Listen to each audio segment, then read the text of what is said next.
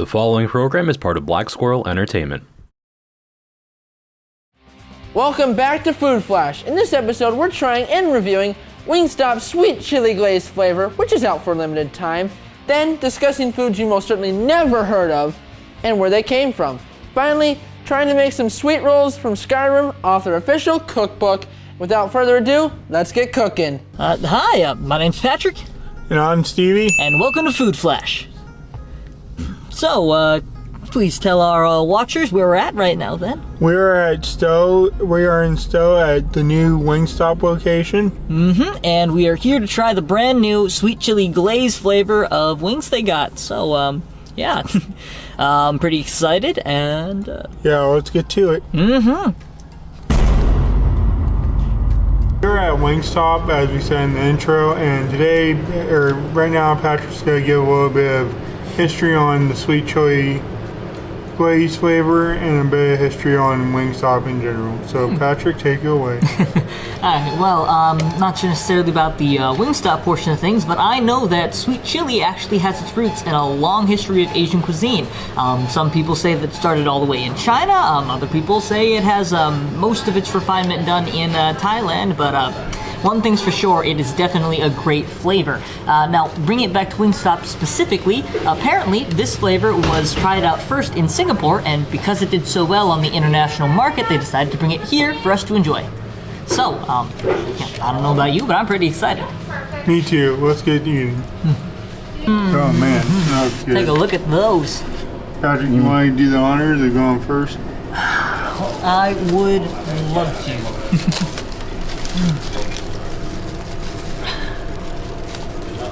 And so right off the bat, the smell is, you can definitely smell that sweet chili, right? Even when I'm just like kind of away from the bowl, it still smells delicious. I think I'm gonna go for this piece right over here.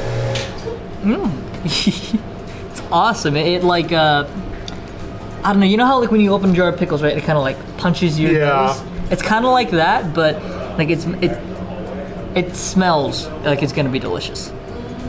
Take a try. You wanna grab a piece? Yep. Right. Cheers. Cheers. Okay.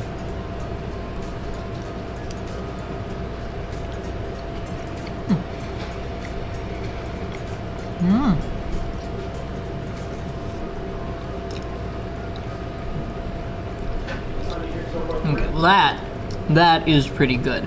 It's a bit spicy, but I'm not really a spice guy, but so that's just me. No, I can definitely taste the sesame seed on it. As soon as you take a bite into the chicken there, of course, you always have that same kind of flavor explosion you almost get with fried chicken like this, right? Where you take a bite and then it's great. But right off the bat, the first thing I tasted was some of the sweetness of the I think it's a hoisin sauce that they're using for it.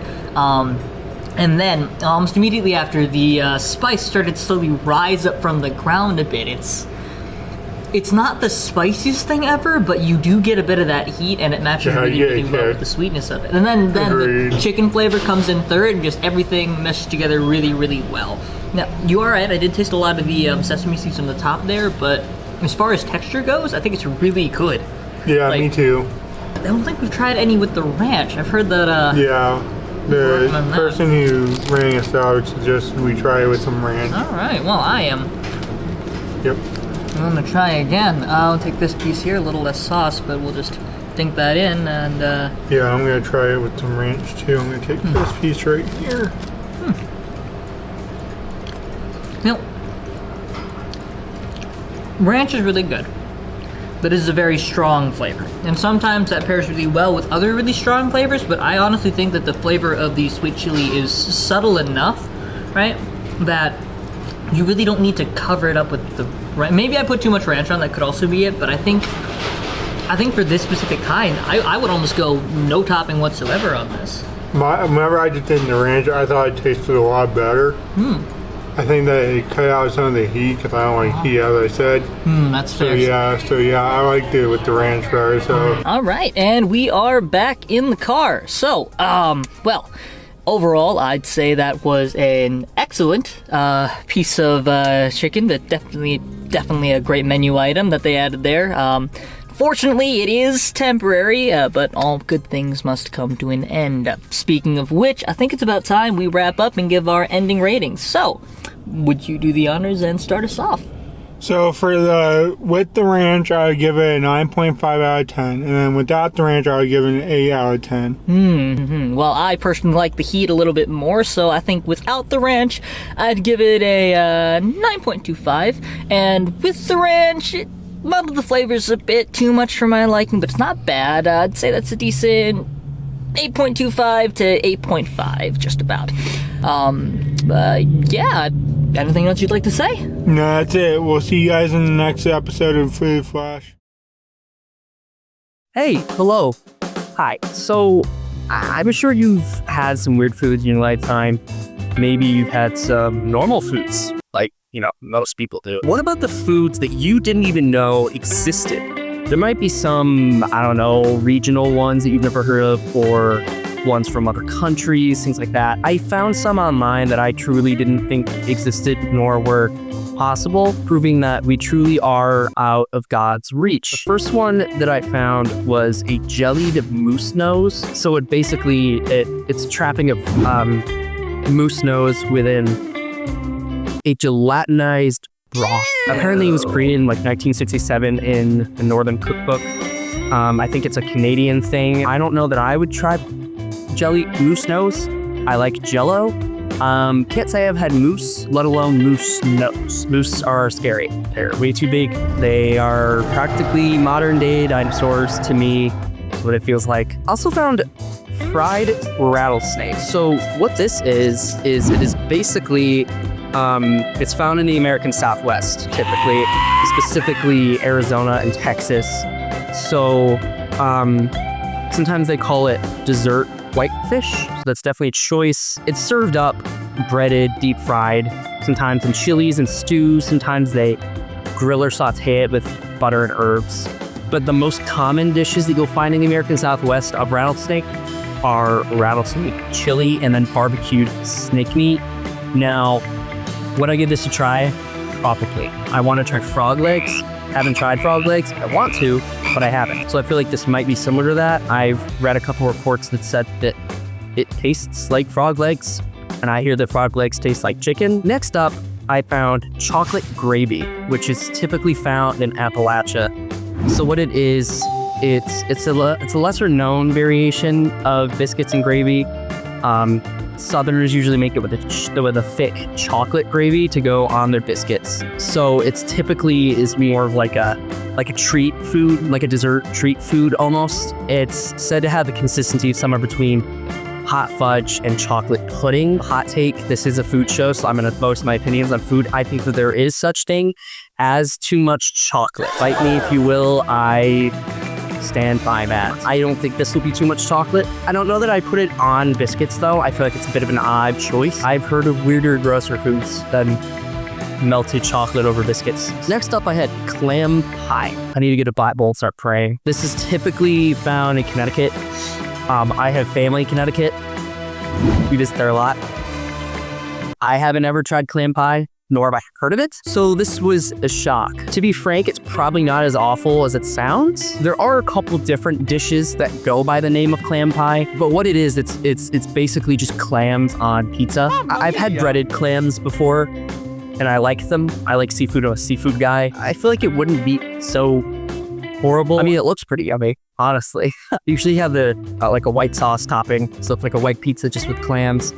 Obviously they're out of the shell, so it's just the clam meat. This one I've definitely heard of before. I just choose to believe that it doesn't exist. In Cambodia, they eat tarantulas.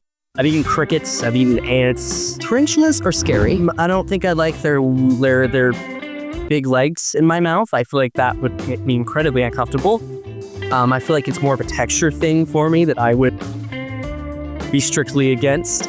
I'm sure they might taste fine, because crickets aren't that bad, truly, but the texture is very off-putting. Now this one, I've heard of, but I know a lot of people haven't heard of before.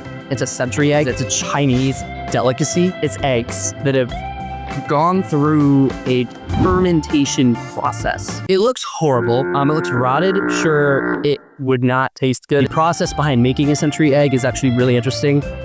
So what they do is they coat it in clay, ash, salt, and quicklime, and they leave it to sit for like over the course of a few weeks or a few months. It basically increases the pH level in it, so it reduces the acidity and gives eggs a unique color. They're translucent, which is scary, and I don't think that I want to experience that myself. So there's this other dish. I don't know the origins behind it. It's kind of straight from the fiery pits of hell, so that's pretty much its origin. But what it is, it's called Stargazy pie. Now, what it is, it's a pie containing pilchard fish, whole pilchard fish, heads included. They poke out the top of the pie to supposedly make it look like the fish are stargazing. I don't like my food looking at me when I eat it, so I'd probably be scared of that. I hope that you enjoy this fun little trip. I hope you enjoyed suffering. Maybe it'll expand your palate. Maybe if you want to try some of these foods, go ahead and do it. I highly encourage that. I want to try a century egg. Enjoy the rest of this episode of Food Flash.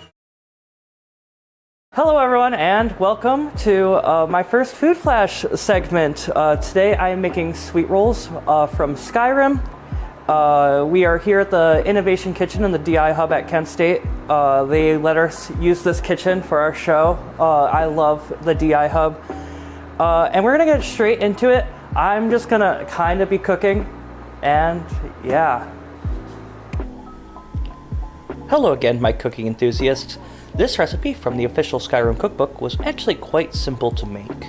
First, before I start giving instructions, I wanted to provide the ingredients list. For the rolls themselves, the cookbook calls for 3 tablespoons of unsalted butter, melted, 1 cup of warm whole milk, 2 tablespoons of honey, a pinch of salt, 1 egg, 2 teaspoons of active dry yeast, and 2 cups of all-purpose flour. The frosting, which is a cream cheese frosting, calls for 2 tablespoons of cream cheese softened, 1 tablespoon of unsalted butter softened, 1/2 cup of powdered sugar, and 2 tablespoons of heavy cream. Now, onto the recipe itself. First, we took the butter and melted it in a pan. Once the butter was fully melted, we threw it into the stand mixer. Then, using that still warm pan, I throw the milk onto the heat and warm it up. Once sufficiently warm, it also gets added to the stand mixer. The honey, salt, egg, active dry yeast, and flour can now be added. We let the dough mix away in the stand mixer for about a minute, letting all the ingredients combine into a thick dough. After it was mixed, you want to let the dough sit for about 30 minutes to let the yeast rise. After the 30 minutes, I decided to stray away from the exact recipe from the Skyrim cookbook. The recipe itself calls for you to make 4 different sweet rolls using a 5-inch bundt pan. I instead decided to make 3 sweet rolls using a 6-inch bundt pan. After dividing up the dough, I also decided to start another patch of dough to make a large sweet roll as well. We did the exact same steps as listed before, but instead we opted to not divide the dough and instead make 1 sweet roll in a 10-inch bundt pan. After dividing the dough, we put the sweet rolls in the oven. The 6-inch bundt pan took about 15 minutes to fully bake, whilst a large sweet roll took closer to 20 minutes to be fully baked. While the sweet rolls were in the oven, we then got started on making the frosting. In the stand mixer, we combined the cream cheese, butter, powdered sugar, and heavy cream. Because we opted to make a second batch of sweet rolls, we needed to double the amount of ingredients we used in the frosting. After the sweet rolls came out of the oven, we let them sit in a pan for about 5 minutes before placing them in a fridge to cool completely. Oh, it popped out really easily. Yeah, it's a nice color. Nice. Real. Okay. It looks the most round out of them all. Yeah, no, this one. It doesn't have, like no cracks, no too big bubbles. Like it's not like this guy where it has like that like weird like endpoint. Okay. While this guy is in there, I'm going to start frosting the other ones. Once completely cooled, you can frost your sweet rolls using a spoon. After frosting, your sweet rolls are ready to be served. Unfortunately, we lost our footage of the finished product. However, I do have a photo of them. We then tasted the sweet rolls, and they were honestly fantastic. Between the three of us at the shoot, we rated the sweet rolls about an 8 out of 10. The roll itself was delicious. It was a thick dinner-style roll with a slight sweetness to it, similar to an Hawaiian roll. The frosting, although just a regular cream cheese frosting, was also quite great. This dish was great and is definitely worth making if you own the cookbook. Thank you so much for watching the video. Well, those are some sweet dishes for today. Be sure to follow us on Instagram and YouTube at FoodFlashBSC. We'll keep it cooking. Until next time on Food Flash.